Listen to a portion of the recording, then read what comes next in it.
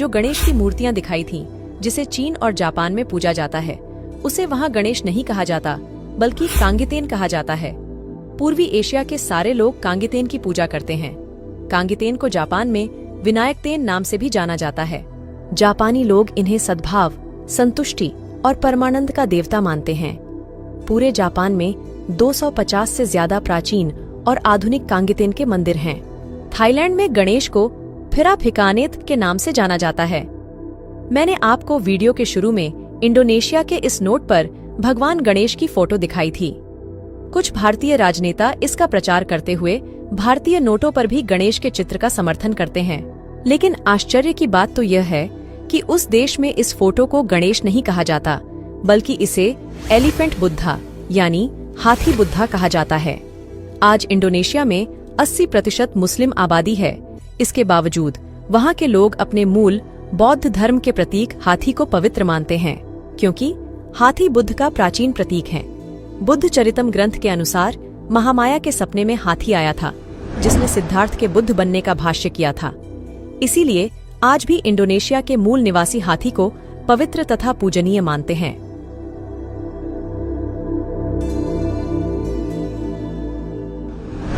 अब यह सवाल है कि भारत में घर घर दिखने वाला भगवान गणेश का यह चित्र आखिर आया कहां से? इस पेंटिंग का उगम स्थान कहां से है? इसका जवाब है भारत के मशहूर चित्रकार राजा रवि वर्मा। अगर राजा रवि वर्मा नहीं होते तो वैदिक देवी देवताओं की पेंटिंग आज तक नहीं बनती। यह सोचने वाली बात है कि राजा रवि वर्मा ने कहां से देखकर चित्र बनाए होंगे, क्योंकि चित्रकार बिना आधार की कल्पना नहीं कर सकता।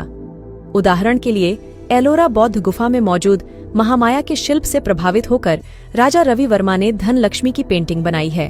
यह गणेश की फोटो इंडोनेशिया में छपती है। जापान, तिब्बत इत्यादि जहां बौद्ध धर्म के तांत्रिक शाखा का प्रभाव है, वहां गणेश की अनेक रूपों में पूजा होती है।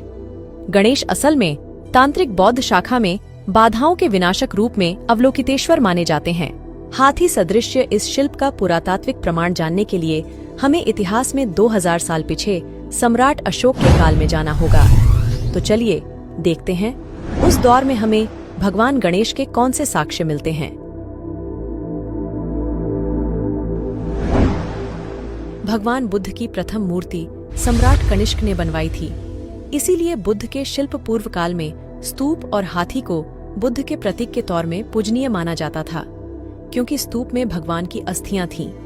अस्थियों को स्थापित करके उस पर स्तूप बनवाना यह सदियों से चल रही एक प्राचीन भारतीय परंपरा थी। बौद्ध साहित्य के अनुसार हाथी इसीलिए पूजनीय है क्योंकि बुद्ध की माता महामाया के सपने में एक सफेद हाथी ने उन्हें पुत्र प्राप्ति की भविष्यवाणी की थी। हाथी बुद्ध का प्रतीक है, इसी कारण हाथी के शिल्प दुनिया में पहली बार सम्राट अशोक ने बनवाए थे। उड़ीसा के धवलगिरी में सम्राट अशोक ने बड़ी पहाड़ी को हाथी के रूप में शिल्पांकित कर वहां पर अपने कलिंग विजय का अभिलेख लिखवाया था। बौद्ध धम्म में हाथी को इतना महत्व है कि प्रत्येक बौद्ध गुफा पर हाथी के शिल्प मिलते हैं। महाराष्ट्र के मुंबई में तो मौर्यों ने हाथी गुफा बनवाई थी, जिसे आज एलिफेंटा केव्स कहा जाता है। बौद्ध साहित्य में यह बताया गया है कि धम्मराजा अशोक ने हाथी को अपना वाहन बनाकर, अर्थात बुद्ध के मार्ग को अपनाकर एक आदर्श धम्मराजा बनना चाहा। खुद को एक आदर्श धम्मराजा दिखाने के लिए ही सम्राट अशोक ने हाथी के शिल्प अपने साम्राज्य में अनेक जगहों पर बनवाए थे। सम्राट अशोक के आदर्श पर चलते हुए प्राचीन बैक्ट्रिया साम्राज्य यानी वर्तमान अफगानिस्तान के बौद्ध राजा डेमेट्रियस ने अपने सिर पर हाथी का ताज बनवाया था और उसके सिक्के भी जारी किए थे। डेमेट्रियस मतलब धम्म का मित्र होता है। हाथी को गजराज भी कहा जाता है। इसी से प्रेरित होकर बौद्ध सम्राटों को गजपति कहा जाता था। सम्राट अशोक और उनके वंशज मौर्यों ने मुंबई के पास गजराज का महत्व सर्वाधिक बढ़ाया था और इसका प्रमाण हमें एलिफेंटा बौद्ध गुफाओं से मिलता है। इसलिए मुंबई के लोग आज भी गणपति बप्पा मौर्य के नाम से धम्मराजा अशोक को याद करते हैं। इसीलिए आज भी भारत में सबसे बड़ा गणेश उत्सव मुंबई में ही मनाया जाता है। 18वीं सदी में पेशवाओं के राज में गणेश उपनिषद लिखकर बौद्ध गणपति को पेशवाओं ने अपनाया। गणेश उपनिषद में गणपति के 32 लक्षण बताए गए और उसके आधार पर गणेश की मूर्तियां बनाई गई हैं।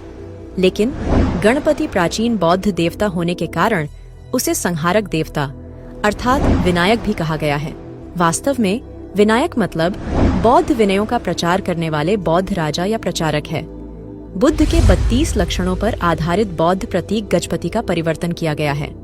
सम्राट अशोक द्वारा केवल हाथी का शिल्प बनाने से क्या हम ऐसा कह सकते हैं कि गणेश बौद्ध धम्म से निकला हुआ देवता है? नहीं कह सकते, क्योंकि हाथी अलग है और हाथी सदृश्य मनुष्य की प्रतिमा उनसे बहुत अलग है। भगवान गणेश को और अच्छी तरह से समझने के लिए इतिहास में सम्राट अशोक के काल से निकलकर आगे 6ठी शताब्दी में जाना होगा, जब भारत में बौद्ध धम्म के मूल सिद्धांत से अलग होकर बनी महायान शाखा भारत में फल फूल रही थी। भगवान गणेश इसी महायान शाखा के वज्रयान और तंत्रयान की देन है। तो चलिए अब महायान शाखा और उनके देवताओं के संदर्भ में जानते हैं।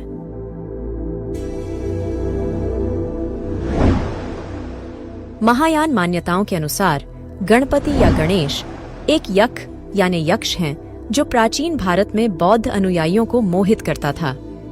यह एक देवता हुआ करता था जो बौद्ध प्रशिक्षण में हस्तक्षेप करता था, लेकिन बौद्ध धम्म में शामिल होने के बाद यह एक ऐसा देवता बन गया जो सभी बाधाओं और कठिनाइयों को दूर करके बौद्ध धम्म की रक्षा करता है। जापान में वह शिंगोन मंदिरों में स्थापित हैं और उनमें से कई को गुप्त बुद्ध माना जाता है। अब समझते हैं कि वज्रयान शाखा में भगवान गणेश के अस्तित्व के संदर्भ में क्या मान्यताएं हैं।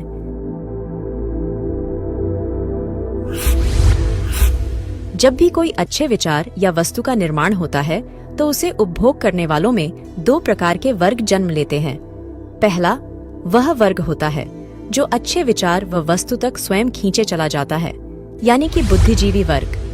दूसरा वह वर्ग होता है जिसे अच्छे विचार व वस्तु तक खींच कर लाना पड़ता है, यानी अबोध वर्ग। अब इसे दूसरे उदाहरण से समझने के लिए वर्तमान समय की शिक्षा का उदाहरण लेते हैं। जैसे शिक्षा प्राप्त करने में भी 2 वर्ग होते हैं। पहला, जो अबोध वर्ग शिक्षा प्राप्त करने आता है उसके पुस्तक में चित्र की प्रधानता ज्यादा देनी पड़ती है, क्योंकि यह अबोध वर्ग है, उसे चित्र के सहारे हर बात समझाई जाती है। वहीं दूसरा जो वर्ग है वह बुद्धिजीवी वर्ग है, उसके पुस्तक में चित्र की प्रधानता न के बराबर होती है। अब मान लो कि अबोध वर्ग अपने पाठ्यक्रम में बने चित्र को ही सत्य मान ले, तब क्या होगा?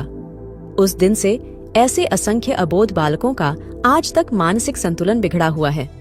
ऐसे अबोध बालक जैसी मानसिकता के लोगों को हम अंधभक्त कह सकते हैं। प्राचीन भारत में भगवान बुद्ध की हीरे जैसी वाणी को अशिक्षित वर्ग तक पहुंचाने हेतु वज्रयान शाखा ने चित्रों का सहारा लिया, लेकिन इस अशिक्षित वर्ग में चित्र के साथ जो भगवान बुद्ध का ज्ञान भाव पहुंचा उसे संरक्षित नहीं किया गया और वह विलुप्त हो गया। इसीलिए कालांतर बाद चित्र तथा मूर्तियां ही मुख्य बन गई और बुद्ध का मूल सिद्धांत दुय्यम बन गया। इसी कारण अशिक्षित वर्गों के भोलेपन का गैर फायदा लेने वाले धूर्त पुरोहित समूह का जन्म हुआ। वर्तमान भारत के सभी धर्मों में जो मूर्ति पूजा होती है वह इसी महायान वज्रयान की देन है, क्योंकि महायान, वज्रयान और तंत्रयान के आरंभ काल में मूर्ति पूजा और तंत्र मंत्र का कोई लिखित प्रमाण नहीं मिलता है।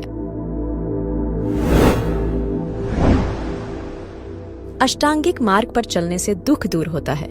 यह 8 नियम या सिद्धांत विनय से संबंधित है, इसलिए बुद्ध को विनायक कहा गया और 8 मार्गों पर विनयशील होने से अष्टविनायक भी बुद्ध को ही कहा गया है। अर्थात अष्टांगिक मार्ग से अष्टविनायक होकर दुख को नष्ट कर सुख की प्राप्ति करवाने वाले बुद्ध हैं। कई